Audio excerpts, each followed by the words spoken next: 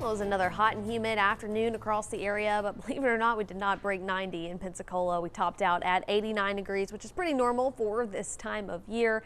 And out there right now, temperatures are still warm, hanging on to the 80s in our coastal zones. The further we head inland, dipping down into those 70s. But those humidity values are sky high, looking at, more than 90% in most spots right now. So we've been outside it all tonight. You've definitely felt that. And we were left with some scattered showers for the majority of our day, but since then our radar has kind of dried out, leaving us with calm conditions as we head into the rest of our evening and the overnight hours. So we're looking at partly cloudy skies to wake up tomorrow morning, quickly climbing into the 80s first thing tomorrow. So we'll be dry through the overnight hours. Could start to see some coastal showers moving on shore early tomorrow morning, and then as we go into the afternoon, we start to see that become a little more scattered.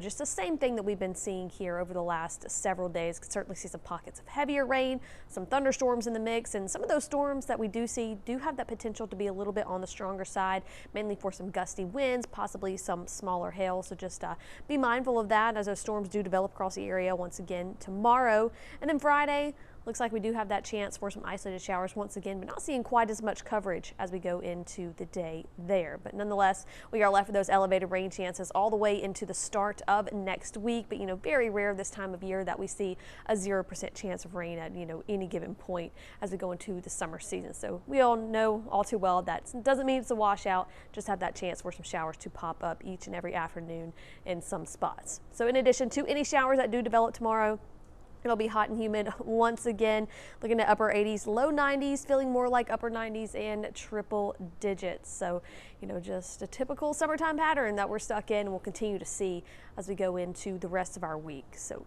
the beach will be a great place to try to beat that heat. Yellow flags flying in addition to some purple flags for jellyfish that have been reported swimming out there in the water. So just be mindful of that if you are getting down to the beach tomorrow. And speaking of the beach, there's a live look down in Pensacola Beach from our Hardee's Beach Cam, where things are winding down here on Wednesday evening.